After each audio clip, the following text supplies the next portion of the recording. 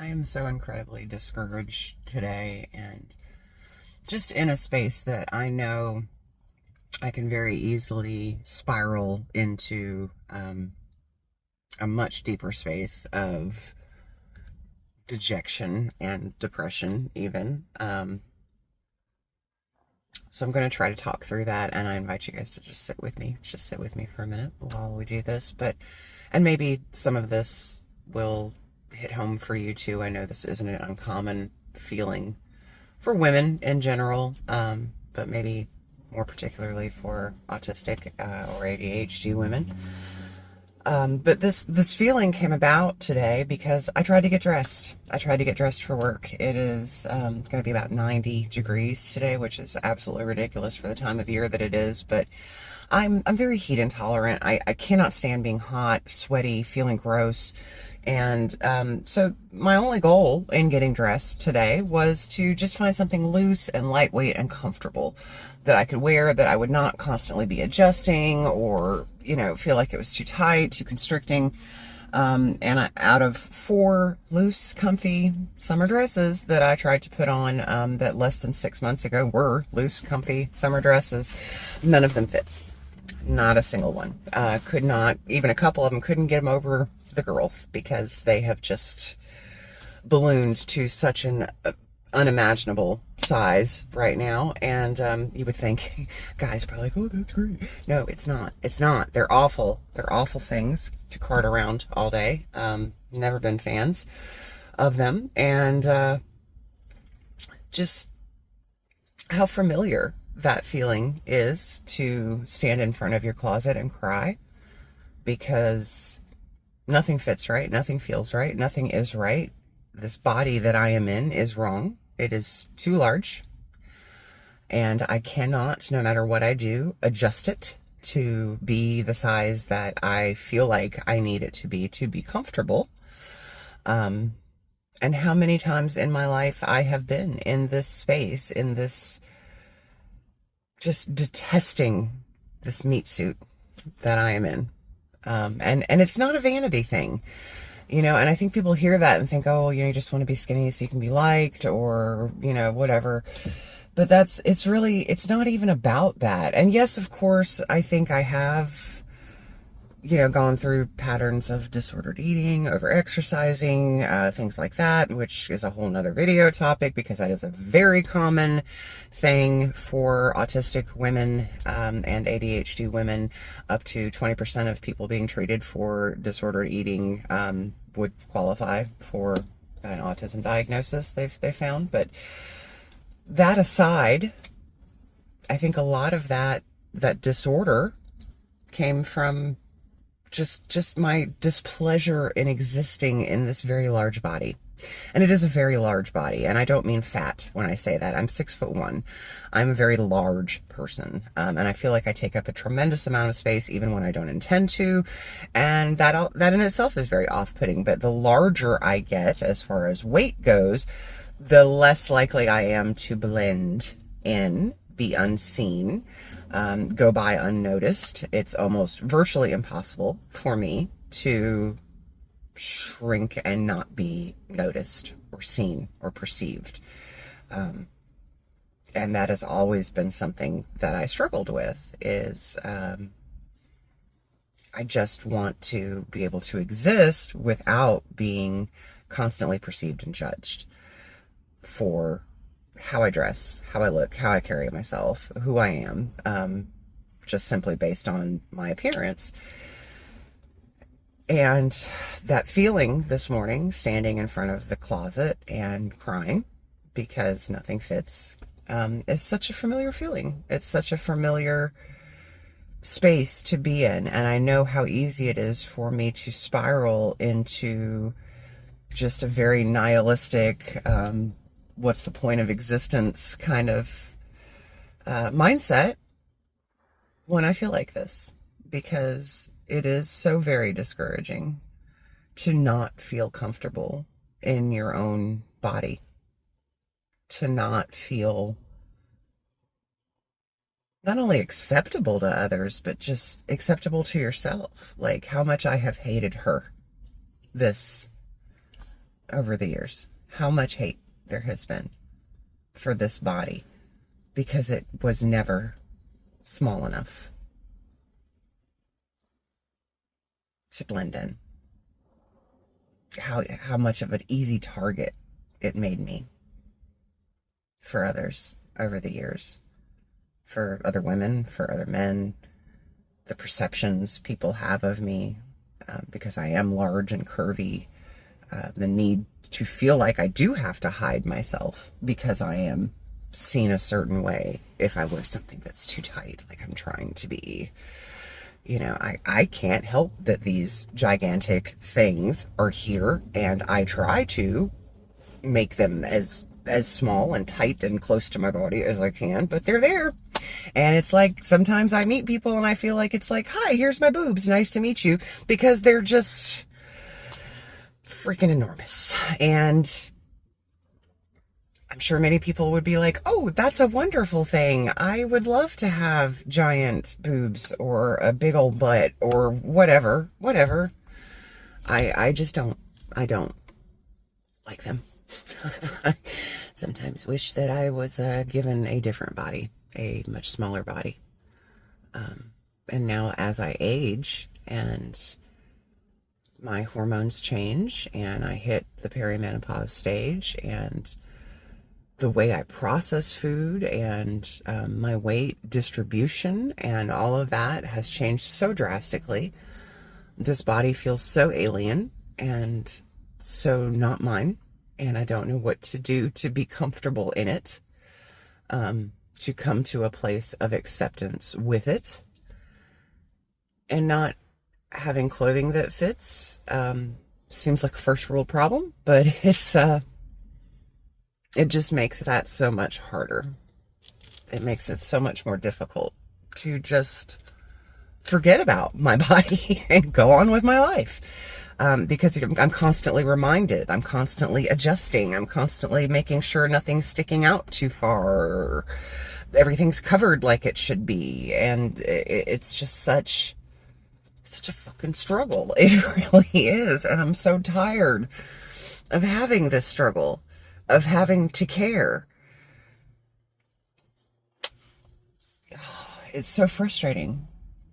And I'm sure men feel like this too. I know I said at the beginning that maybe, autistic women in particular could relate to this too, but I'm sure men have that dysmorphia, that feeling of feeling alien in your own body and seeing it maybe differently than the world sees it or perceives it, or that hatred of the body that you're in. I'm sure that's not just a feminine thing, but I know many women that struggle with this, autistic or not. But I think when you are autistic and your senses, you're unable to not perceive things. You're unable to tune things out that maybe some people can tune out. And it's just a constant tract running in your head of, how are you being perceived? How is the world seeing you? And how much will that keep you from being accepted? Because it's a basic human drive to be accepted, to be heard, to be seen, for the tribe to care for you. Because if the tribe didn't care for you, you'd get left behind and you would die. And that's still one of those lizard brain things that we all have. We all need. But for me, it's not even about acceptance by other people. It's not even about, oh, do people think I look good enough or I am thin enough? It is just this feeling of hating the body that I'm trapped in, that I've always had, and that changes to this body are so difficult to process and to deal with and to come to terms. When I was pregnant, I cried every day. Every single day of my pregnancy, I would wake up and I would cry because of the enormous changes that my body went through. The hormonal changes, the physical changes, the weight gain, the constant stomach upset, the pain, the misery. Just, I couldn't tune any of it out. It was always forefront, and it made it very hard to perceive myself as anything other than this disgusting blob of a human. And that even when I was thinner, I mean, and this was just a few years ago, when I was at the height of my working out and really like kind of engineering this body that I felt pretty good in. I felt strong. I felt capable in the body that I was in. And then to have it change so quickly and so drastically, and then begin betraying me with the illness that I developed, and just how hard it is to come to terms with that. And you would think that by almost 50, I'd be at home in this body. I'd be at peace with who she is and what she looks like and the space that she occupies in this world. And I am not. And that's another thing that I just kind of beat myself up for. It's like, well, you don't love yourself enough. You should love yourself more. Like, people beat themselves up because they don't love themselves enough. Really? Really? This people does. Because I know I should. I know I should love this body. I know I should. I take care of it. I want it to be healthy. I want to be happy in it. But I'm not. I'm miserable. I'm miserable. And I've spent so much time being miserable in this body that I don't know if I will ever come to a place of peace within it. And that is discouraging. And that is where I sit today. I'm discouraged because I've spent a month on a very restrictive, low histamine diet. Not eating any gluten, any cheese, anything sweet, any sugar, any chocolate, and you would think that, yeah, you're probably going to lose a few pounds, doing something like that, which was not my intention. That was not the reason I did the diet. The doctor ordered the diet to stop the histamine overflow, but still kind of thought it might be a side effect, but no. Still, this big old body doesn't fit into the clothes that I have, that is miserable in her own skin, that feels like a stuffed sausage in a casing that is too small. Every day, all the time. And now that my body has changed and I move further into perimenopause and menopause, and I know that I'll never be that thin girl. I know that. I never was. I never really have been, even at my thinnest. At 6'1", 135 pounds, a size 8, that was the thinnest I've ever been. That I was still so much bigger than everyone else.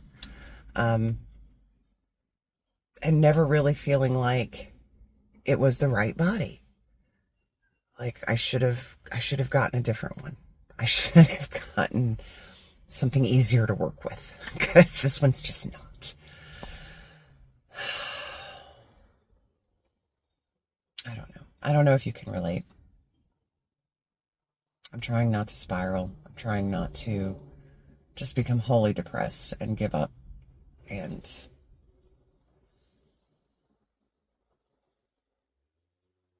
hate her, hate me, hate this meat suit even more. Because what good is she? Like, what good can she do?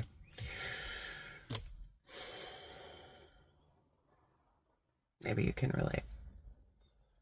Maybe you can't. I don't know. But talking through things does help sometimes.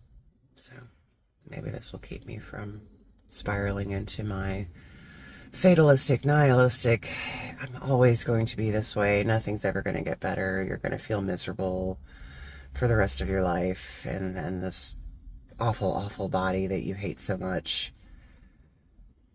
You'll never be able to be the person who accepts themselves for who they are physically. I think mentally I've come to that space, and I'm okay with who I am as a person,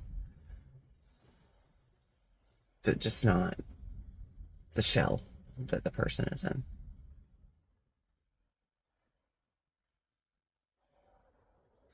Maybe one day. Maybe one day we'll get there. But thank you for listening. Thank you for commenting if you do, sharing your story. Let me know if any of this hits home for you, if it's just some weird machination of my own little neurodivergent brain. I'm sure it's not. No experience is individual. Everybody has some common ground somewhere, and I'm learning that. But thank you for allowing me to share my discouragement and be vulnerable about my hatred of this body, this meat suit, and my feeling lost in that. Thank you for listening. And of course, thank you for subscribing or any of that good stuff that you do too. Always appreciate it. So I'm going to suck it up, Buttercup, and pretend like I'm a normal human that is not obsessed with their discomfort in their own meat suit today. Off to work we go.